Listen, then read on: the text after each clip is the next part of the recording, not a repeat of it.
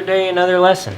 Have you ever wondered how to make multiple brackets and get all the holes in the exact same spot and get them all to be exact dimensions? Well, here's what you do. First of all, if you had a CNC plasma machine, you could just type it into the computer. That would be easy. But since we don't have that, what I did was I made a template. You don't have to make a template, but it makes it a lot easier. So I made this template, and if you're using a plasma cutter, you make your template a little smaller because it's going to increase the size of about 3/8 of an inch as you're tracing this template. So I made 4 of these, and then I drilled the holes in as close as I could get them to the same spot. I put them in the drill press 2 at a time and got the holes as close as I could get them, and then I put a bolt through. So now when I take this over to the sander or the flap disc or whatever I'm going to use, I can sand all these down and they'll be exactly the same size. Also, when I put them in the drill press to drill the holes, every single hole will be in the exact same spot, and I'll have 4 brackets all the same.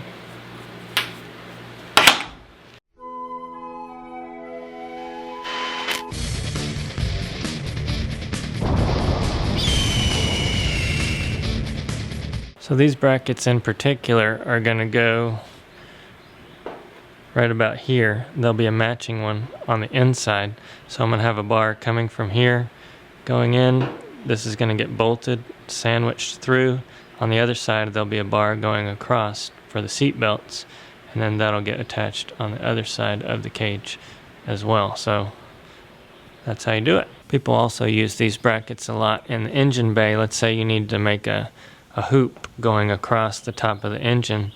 You could do something like this, bolt that hoop in so that if you need to take the motor out or whatever, then you don't have to cut the tube. You just unbolt these bolts and it lifts right out.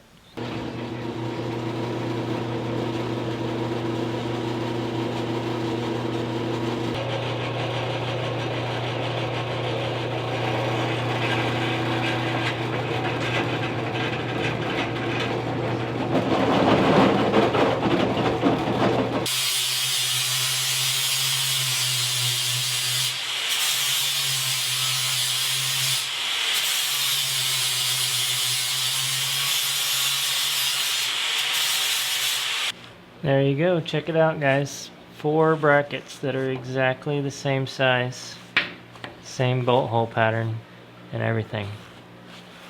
I get a lot of comments about me wearing gloves around moving equipment, and I think I understand the risks, but what people don't understand is that at this point this thing is about probably 400 degrees right now, so you can't just go grabbing this stuff with your bare hands. When you're working with metal, it gets really, really hot.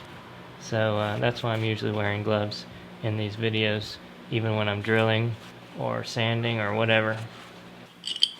Alright, now you just drill your holes. You bolt your brackets to each side.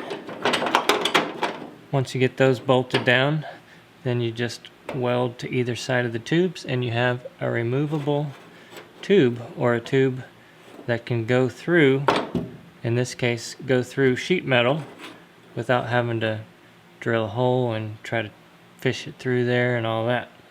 There would be no way to get that through there, across the other side, through the other side, without having either a huge hole or doing something like this. Check this out guys. So when I'm building my Jeeps, I like to have sliding seats. We're putting the Corbeaus in the Comanche, but there's no sliders on them. It's kind of late in the game for me to go buy sliders on the internet because I don't want to wait for shipping. So these were just sitting over here. I was going to throw these seats away, and it looks like these sliders still work, the stock ones. So all I need to do is cut this apart and repurpose it for the Corbeau seats instead of buying the Corbeau brackets, sliding brackets, which I'm not sure how much they are, probably 200 bucks or something, 300 bucks, I don't know. But I think I can make this work. Let's see what we can do.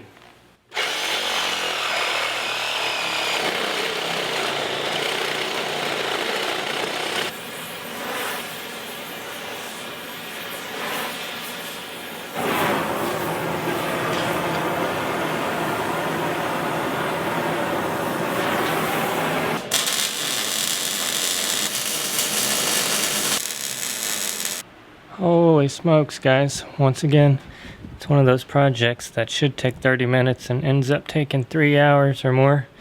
And I still haven't done the other side, but I wanted to show you what I have done so far. So when I took the seats out, I was very ambitious and I thought I was going to do a lot of tube work in here and I would attach the seats to the tube. But looking at it now, that's going to be a lot harder than I thought. So I decided to go a different route and kind of use the factory seat bracket and bolt it down in the location that it is supposed to go to. But the problem is I had already cut the factory bolts off. I'm pretty sure they're rusted in there. That's probably why I cut them off.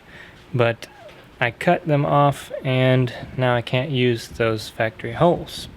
So what I did here was I drilled, or I torched a hole actually, and then I welded a nut on the back side just behind where the factory one is. Here I didn't feel like it was going to be strong enough to do that, plus I couldn't get to the underside of it. So I welded a bolt to the back side of this steel plate, and then I cut a little hole so that it would recess down in there, and then I welded this steel plate up to the whatever you want to call that. I pretty much did the same thing right here, and this is the one factory bolt hole that was okay. On the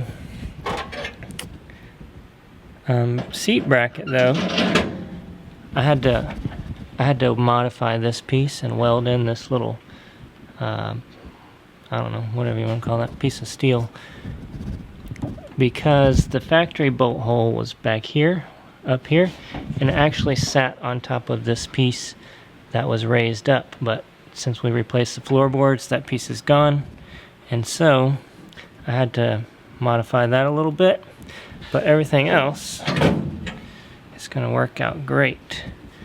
So I've got 4 bolts holding that in. Now what I want to do is just weld the seat to this piece. I've already tested it, test fit it. I marked the seat. So what I do is I set that down like this, and I put the seat in here, sit in it, get comfortable, and then make sure that it's going to slide back and forth and clear everything that it needs to clear, which would be the transmission tunnel here, and make sure it's situated properly. And then I marked it with some Sharpies, and now if you come over here and look, I ought to bring this with me.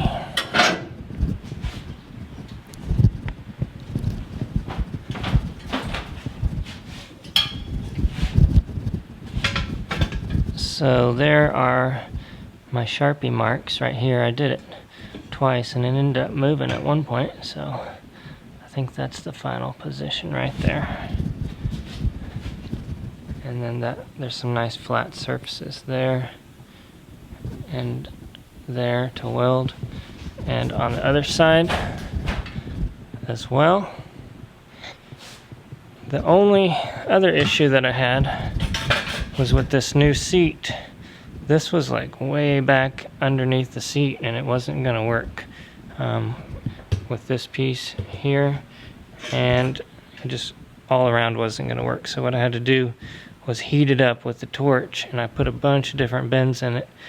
So this thing used to come, I think it used to come and swing up here like this and then come out over here. So I just pretty much straightened it out. I had to bend it down a little to clear, and then I had to tweak it a little this way and a little this way, and now of course it's upside down, but it's perfectly positioned for you to reach down and grab that. In fact, a lot of factory seats, that's hard to even get to. I kind of made it stick out a little further so that you can actually reach it this time. So let me weld this up and I'll show you what it looks like.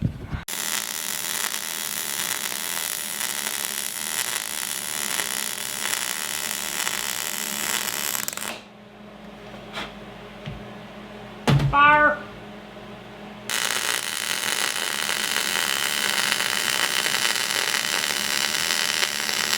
If you're going to be welding something important, or close to something very important, get you one of these welding blankets. It's a fiberglass blanket. It protects whatever you are welding on or near. Also keep in mind that if you're welding on something and the backside is painted, then it's going to catch on fire. That paint will combust and light up.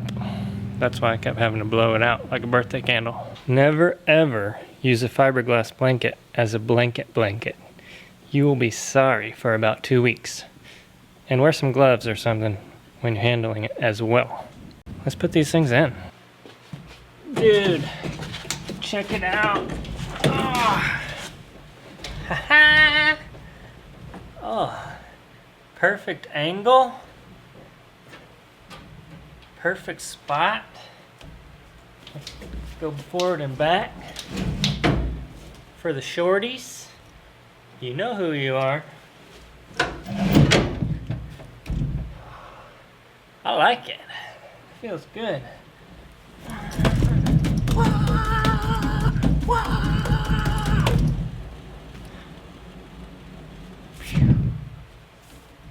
Oh yeah. Got plenty of room. Still here for my console. Shoulder belt is right in the perfect spot there. It's gonna be awesome.